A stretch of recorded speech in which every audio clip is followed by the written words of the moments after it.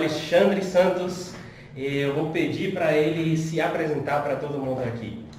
Tudo bem? Sou o professor Alexandre Santos, trabalho com treinamentos e palestras desde 2001, atualmente muito voltado para a área da comunicação, para relações interpessoais, mas principalmente comunicação, oratória, que eu acredito que é um ponto fundamental para ter sucesso em qualquer área. Sim. Se a pessoa não se comunicar bem, ela não consegue nem ingressar em alguma área e nem tampouco evoluir onde ela está. Então, comunicar bem é fundamental. Especificamente com reuniões dentro das empresas, tudo isso aí, comunicar bem as reuniões normalmente é onde as pessoas percebem mais a necessidade. E muitas das vezes a pessoa não percebe a quantidade de oportunidades de coisas que ela perdeu no decorrer da vida dela inteira por não ter se comunicado bem. Até para relacionamento, né? Para relacionamento, seja para relacionamento afetivo, familiar, social. Muitas das pessoas falam, lá na minha igreja eu nunca sou chamado para nada. Ela é uma pessoa que não se comunica, não diz para as pessoas de alguma forma ou explicitamente o que ela gostaria de fazer, onde ela se sente bem. Eu não tenho muito diálogo no meu condomínio com as pessoas, eu sou mais na minha e tal. E aí, às vezes a pessoa não percebe que ela perde oportunidades em todos os níveis da vida por não se comunicar bem. Então, comunicar bem não é falar bem, não é aquele discurso de chegar no púlpito, aí nós estamos falando de mestre cerimônia, falar, boa noite, senhoras e senhores, sejam todos muito bem-vindos à 13ª festa, né? Esse é o mestre cerimônia. Agora, comunicar bem é a habilidade de você conseguir entregar uma informação para outra pessoa de uma maneira que essa pessoa consiga perceber o que efetivamente você deseja. Eu posso estar tentando... Comunicação eficaz. Eficaz é uma parte dela. Eu gosto muito de um termo que eu venho desenvolvendo de um tempo para cá, que é a comunicação propositiva. Que eu vou me comunicar de acordo com o meu propósito. E aí, se o foco é no propósito do que você quer comunicar, você pode ajustar uma série de habilidades. Desde a impostação de voz, dicção, entonação, inflexão. Você pode tratar da gesticulação, da postura. Tem uma série de coisas a serem tratadas que quando você faz uma comunicação onde o seu propósito está muito claro, você consegue fazer com que todos os elementos da comunicação estejam orquestrados no foco daquilo que você deseja. Entendi. Aí o resultado é diferente. Eu vejo muitas pessoas que têm o problema, né, a trava de vergonha, eu não consigo fazer isso, talvez uma crença de não suficiente, de autocobrança, de tudo tem que ser perfeito também. Aí acaba que eles ficam quietos e não falam, e não comunicam bem, porque tem que ser perfeito, tem que ser isso, tem que ser aquilo, e tem um monte de desculpas. Tem uma analogia que eu faço sempre nos treinamentos. Quando eu estou dando treinamento de oratória de alto impacto, eu falo sempre com as pessoas o seguinte: o que a gente mais ouvia quando a gente era criança? Essa é uma cultura do brasileiro. Você saía com seus pais e ia a um lugar e a pessoa fala assim: menino, chega lá, você não fala nada, hein? Não vai me fazer passar vergonha. Fala assim, você não vai pedir nada, você fica calado. E aí vamos chegar a começar a falar uma coisa: nossa, esse menino fala demais. Então a gente vem de uma cultura que está sempre nos tolindo, está sempre nos dizendo para não falar. Entendi. E aí quando eu falo disso, eu falo assim: agora vamos pegar pela cultura do norte-americano, que todo mundo já viu inúmeros filmes. E aí você pode falar até mais do que você conhece a realidade da cultura deles. Mas os pais são sempre assim: vai lá, filhão, faz um discurso, você que vai ser o orador da turma, você que vai falar em tal lugar, tem uma reuniãozinha de família, chama ele, vem aqui, fala não sei o quê, declama o tema da independência, canta o hino nacional. Então a criança lá ela é sempre incentivada a se colocar em evidência para falar para as pessoas. A gente não tem essa cultura. Hoje nós estamos começando a desenvolver essa cultura, tem um grupo legal aqui em Belo Horizonte de treinadores, de palestrantes, caras que são assim, referência no Brasil, como professores de oratória, comunicação, treinadores de palestrantes. Nós temos aí o Anderson Veloso, o Rodrigo Moreira, nós temos treinadores de palestrantes como Bruno Bettini. A gente tem uma série de pessoas que preparam as pessoas para poder falar e que a gente está junto criando um movimento de criar uma cultura de aprender a se comunicar melhor, uma cultura de oratória, de comunicação, porque isso não é uma coisa da nossa cultura, tanto que não faz parte de nenhuma grade educacional, em nenhum dos níveis da educação, e nem tampouco na faculdade, no curso de jornalismo, de comunicação. O cara faz um curso de comunicação na faculdade que não tem a matéria oratória. Então, não é da nossa cultura realmente. E eu acho que isso tem muito a ver com esse medo que as pessoas têm de falar, porque a gente vem numa cultura onde a gente é colocado para falar menos. E a cultura do mineiro o mineirinho é o que fala pouco, né? O mineirinho escuta muito e fala pouco, né? Então, o mineiro ele fala mais ali no pé do ouvido, sabe? Na conversa da coxia. Então, isso tem que ser mudado. Mudado como? Com as pessoas percebendo que isso é uma competência que deve ser desenvolvida, pode e merece ser estudada por todo mundo, tem que ser desenvolvida e que dá resultados imediatos e benefícios para a vida toda. Entendi. E o que você acha qual é a sua experiência com educação hoje em dia? Eu falo, sistema educacional. Eu falo que eu sou um exemplo de que o sistema educacional é equivocado há muitos anos. Eu tive um acidente com 13, 14 anos, que eu quebrei o braço, tive que fazer uma cirurgia, tive uma infecção hospitalar e gastei 2 anos para poder fazer esse movimento de extensão total do braço direito. Mas até este acidente, a escola para mim era terrível. Eu detestava a escola. E eu acho que a escola também me detestava, porque eu não era nem de longe um bom aluno. E eu acreditava realmente que eu era burro. O meu pensamento era assim, nossa, eu sou muito burro, eu não consigo entender nada. Mas a questão é que depois desse acidente, que eu fiquei 2 anos sem poder escrever, durante este processo, eu levava uma folha de carbono e papel em branco para a escola, colocava no caderno de quem ia copiar por baixo do caderno, e a pessoa estava copiando a matéria e fazendo uma cópia para mim embaixo. Então, eu não escrevia mais, durante esses 2 anos eu não escrevia. E aí eu me sentava à frente e prestava atenção no que eu estava falando. Para mim foi assim, fantástico, foi o que mudou minha vida, porque eu descobri que eu não era burro. Eu comecei a entender tudo, porque eu não tinha a obrigação de copiar, e aí eu fui descobrir depois de mais 2 anos que isso chamava dislexia. Eu nem imaginava o que era dislexia. Nós estamos falando de 25 anos atrás, até mais, de 30 anos atrás, 27, 30 anos atrás, poucos educadores, poucas escolas entendiam o que era dislexia, dislalia, descalculia e outros distúrbios de aprendizado, chame como quiser, mas o fato se eu parasse para escrever, eu não entendia o que estava sendo falado. E eu errava muito na escrita, então na hora de ler, não era aquilo. É trocar letras, suprimir letras e coisas desse tipo. Ainda estando num ambiente que para mim era hostil, que era a escola, um ambiente onde eu não me sentia bem, uma pessoa que é dislexa sob pressão, ela tende a errar mais. Então, sob pressão, num ambiente horroroso, que eu não me sentia bem, aquela coisa toda, eu errava muito, não aprendia nada. Eu acho que uma pessoa normal já tende a errar sob pressão.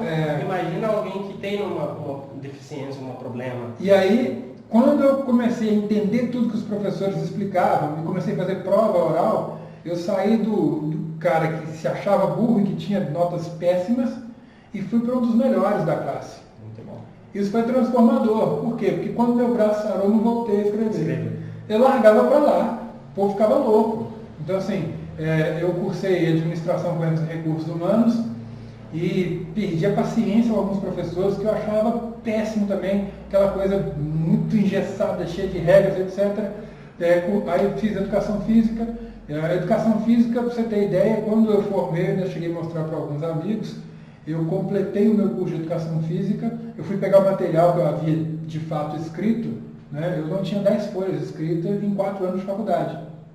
Mas eu nunca fiquei devendo uma matéria, né? E consegui formar com notas boas. Mas não tive, tipo, TCC, essas coisas que... Aí sim, eu estou dizendo de matérias do dia a dia, ali, que o pessoal fica copiando, guardando coisa e tal. Aquilo que tinha que ser feito para entregar, eu não precisava escrever na sala. Eu podia ir para casa, fechar o meu quarto. Então, eu aprendi como que era a minha forma de aprender. E isso eu entendo como a questão mais importante de todas dentro de um processo de educação. Que é o educando, aquele que está aprendendo algo, a primeira coisa que ele tem que aprender é sobre ele mesmo. Como que ele consegue entender as coisas, como que é a melhor maneira. Né? A gente sabe que tem pessoas que são sinestésicas, auditivas, visuais, tem outras linhas, né, de pensamento e de discussão a respeito de como as pessoas aprendem, compreendem, se relacionam, etc. Mas, de fato, é que todas as pessoas elas têm características específicas. E a escola vem ensinando há séculos da mesma forma. Funciona para a maioria das pessoas? Talvez. Ou a maioria das pessoas acaba aprendendo menos do que aprenderia se as escolas, se as instituições de ensino estivessem permitindo que elas aprendessem da maneira que elas entendem que aprendem mais. Acho que não só isso, mas tendo uma grande percepção hoje também que as escolas ensina para você ser preparado para a prova só. E não ensina...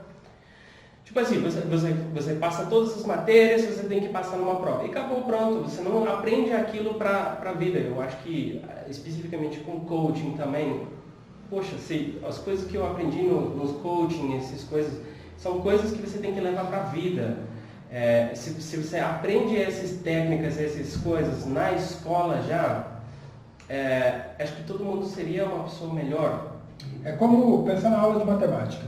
O professor de matemática ele chega e explica um punhado de cálculo. Eu nunca ouvi, na minha época de escola, um professor me dizer para que serviria aprender um determinado tipo de cálculo, sei lá, álgebra, equação de segundo grau. Como aplicar, né? Assim, a primeira vez que matemática começou a parecer interessante para mim foi quando eu comecei a estudar estatística. Porque estatística foi a primeira vez que eu vi um professor dizer aonde que aquilo seria útil na minha vida. Então, eu acho que antes de querer ensinar um conteúdo, é entender qual que é o benefício daquilo na sua vida, o propósito daquilo, aonde que aquilo vai caber na sua vida real. E aí o interesse da pessoa por aprender já é outro. Então, o meu ponto de vista enquanto professor, quando eu vou dar um treinamento de oratória ou qualquer outro treinamento que a gente faça, antes de mais nada eu tento entender quais são os propósitos de quem vai aprender e quais são as suas competências, as suas maiores habilidades para aprender. Eu entendo que a gente aprende muito ensinando. Então eu peço constantemente aos meus alunos que ensinem um pouco daquilo para alguém, ensinem um para o outro alguma coisa. A gente divide as tarefas, agora você ensina isso para ele ensina isso para você. Essa troca é muito rica e a gente começa a ter um punhado de gatilho mental que vai fazendo essas coisas criarem raiz. Sim. Quando você pega um negócio para ficar ali, e aí você pega um dislexo então, que você tem que ficar escrevendo, eu estou mais preocupado com a grafia para saber se aquilo é assim mesmo que escreve ou não. Do que realmente prestar do que realmente o sentido da coisa. Então, uma frase para mim escrita, ela é um conjunto de palavras, ela não é um pensamento representado em grafismos, entendeu? Ela é para mim um conjunto de palavras. Agora, óbvio que hoje eu consigo pegar e ler um livro, interpretar um livro, tal, etc. Mas eu sei que o meu tempo de leitura, a minha forma de leitura é minha. Isso diz respeito só a mim. Sim. E aí o que eu digo para as pessoas em relação à educação antes de qualquer coisa, entenda como é para você. Aonde que para você faz mais sentido. Por exemplo, eu estou professor de inglês. Se eu começasse hoje a estudar inglês com você, eu ia falar assim, vamos focar primeiro na conversação, vamos bater papo, porque a partir da conversação, eu sei que para mim vai funcionar assim, conversação, depois eu vou começar a ter interesse por ler, que à medida que eu for lendo, eu vou fazer uma associação entre o escrito e o que eu já sei falar, num terceiro momento que eu vou começar a escrever. Quando eu fui fazer cursinho de inglês, que eu era moleque novo, sei lá, 14, 15, 16 anos, a gente chegava lá, primeira aula, senta aí, começa a escrever, verbo to be, I am. Eu começava a escrever aquilo, eu já falava assim, eu não tenho a menor noção do que eu estou escrevendo. Se isso aqui tivesse em português, eu já não sabia, quanto mais em inglês. Eu queria ir embora, não fazia sentido nenhum. Então o que eu digo é que se você você precisa de um certificado, você precisa de um diploma universitário para um espaço no mercado de trabalho, você vai ter que cumprir aquelas regras. Funcionou para mim como? A pessoa estava copiando e eu estava na boa, prestando atenção e ali com o professor. Na escola, quando eu passei a fazer provas orais, eu me dei muito bem. Então, na faculdade, toda vez que falava assim, vai ter uma prova e tal, eu estudava aquilo e ia para a prova. Na prova, a minha preocupação era só conferir se eu escrevi correto, porque eu já sabia, tinha estudado. Mas eu não tinha estudado igual... mas eu não tinha estudado igual todo mundo. Eu não tinha estudado copiando matéria e tal. Não. Eu estudava observando o professor que estava ali explicando a matéria, e eu estudava depois repassando aquela matéria, ou discutindo a matéria com alguém. Porque eu já tinha claro para mim que a minha maneira de aprender, minha maneira mais eficaz de aprender, era através do diálogo. Não através da escrita. E discurso é uma coisa válida também de aprendizagem também, né? Nos níveis de aprendizagem, discurso, batendo papo, discutindo o assunto, é um assunto válido de aprendizagem também. Muito. Eu gosto muito do conceito de workshop. Até eu trabalhei em algumas empresas, trabalhei em empresas grandes da área da hotelaria, multinacional e outros setores, e todas as empresas que eu trabalhei, eu sempre, com os meus colaboradores, eu criei workshop. Então, o que eu fazia? Eu pegava um determinado dia, chamava a minha equipe, pegava as pessoas da equipe. Então, eu tinha um cara ali que era muito bom em uma determinada atividade e um outro que era muito bom na outra. Eu colocava um para ensinar para o restante do grupo. Então, você que é muito bom aqui, por exemplo, quando eu trabalhei no Grande Hotel de Araxá, eu peguei a minha equipe toda lá e tinha um pessoal que prestava serviço no parque de aventuras, com esportes radicais. E tinha um outro rapaz que fazia decoração de balão para o salão infantil, com de coisa.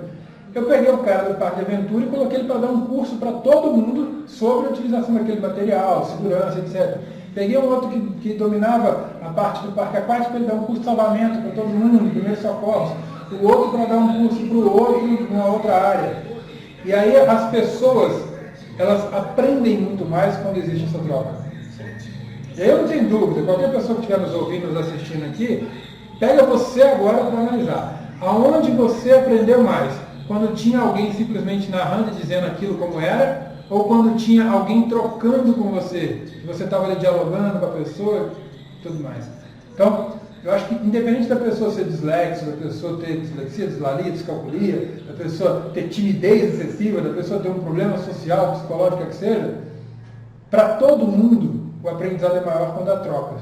Sim. Porque da nossa natureza de ser humano, a gente precisa estar sempre socializando, a gente está sempre interagindo com outras pessoas. Tem gente que trabalha muito bem quietinho ali na dele e tal, é programador, às vezes o cara do TI que gosta de ficar quietinho ali, mas é naquele momento em que ele está, sabe, desenvolvendo. Mas no momento de aprender, ele está aprendendo com os outros. Não existe nada nem ninguém que aprenda absolutamente do zero. Do zero, não. Até o autodidata, o meu entendimento de autodidata, é aquele que tem uma percepção muito grande da sua maneira de entender, de aprender, e ele usa isso o tempo todo aprendendo com tudo e com todos. Sim. Ele tem que aplicar, porque até mesmo eu aprendendo português, eu fiz dessa forma. Eu prestei atenção nos brasileiros falando, eu assistia as coisas, mas eu precisava aplicar aquilo. Então, se eu queria falar, oi, tudo bem, bom dia... Aí eu perguntava, como é que eu falo isso? E eu fui lá e eu apliquei, eu utilizei a aplicabilidade disso e foi assim que eu aprendi. E hoje eu estou aqui falando português e nunca fui para uma escola, aprendendo gramática, nada disso. Eu fiz isso tudo sozinha, ler, escrever, eu fiz tudo sozinha. Eu fui utilizando bom senso de tentar aplicar, errando, e eu aprendi que não era assim, e eu tenho que aplicar e mudar. E pronto. Então, bem da forma que você precisa aprender inglês, eu aprendi assim o português também, né? Da mesma forma. Eu falo para as pessoas que um ponto muito importante é você trabalhar em você os seus próprios conceitos equivocados de ficar se julgando enquanto você está tentando fazer algo. A pessoa fica se condenando muito por errar. Então eu falo que a primeira coisa é você criar em você o bom humor com os seus erros. Aprender a brincar com os seus erros. Sabe? Se a pessoa começar a imaginar assim, eu quero aprender inglês, mas eu morro de vergonha. Então comece a brincar de falar inglês, sabendo que você está falando de maneira errada. Sim. Sabe? E funciona muito assim, você se permitir brincar com aquilo e falar para uma pessoa e para outra. Eu brinco muito com você assim, né? Vira e mexe, eu solto as expressões em inglês assim, bem atrapalhadas, né? Eu gosto de brincar com isso. Por quê? Porque a gente tem que quebrar essas barreiras que a gente tem de ficar se julgando e achando que eu não acertei, eu não sou bom. A gente nunca vai acertar de primeira em nada. Nós não nascemos sabendo fazer absolutamente nada. Tudo que a gente faz hoje, ou a gente teve um incentivo desde a infância, desde o princípio, para poder desenvolver aquela habilidade, né? Ou a gente teve uma imersão cultural para que aquilo fosse parecendo ser uma coisa muito natural, mas que de fato não é. Não é natural. É natural porque é da sua natureza, né? De onde você está inserido desde que você nasceu. Aí tudo bem, vamos considerar natural nesse sentido. Mas não é natural. A gente aprende tudo que a gente aprendeu porque a gente está o tempo todo interagindo, observando, a gente tem a necessidade de interagir de fato com o meio ambiente, com as outras pessoas, com tudo. E aí, se você for analisar a fundo, não tem nenhuma habilidade que você não seja capaz de aprender. Tudo que você quiser, você aprende, seja a competência que for. O que mais nos prejudica para aprender é o nosso receio de errar. Então, brinque com seus erros.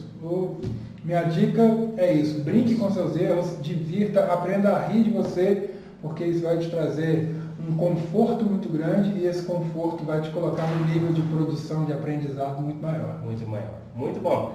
Bom, como sempre, o papo está sempre bom. Eu creio que nós pode discutir esses assuntos o dia todo aqui, né? Mas comenta, e se vocês querem outras dicas, outras coisas que vocês têm interesse de saber, a gente podemos fazer mais vídeos mais para frente, e aí a gente se vê por aí. Alexandre, você tem um canal também, né? Você tem um canal no YouTube? Me sigam no Instagram. O canal do YouTube está um pouco parado, a gente está para começar a produzir um material agora num outro formato.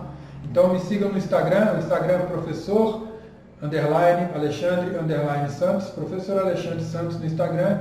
Lá no Instagram tem um link para o Facebook, tem link para o YouTube.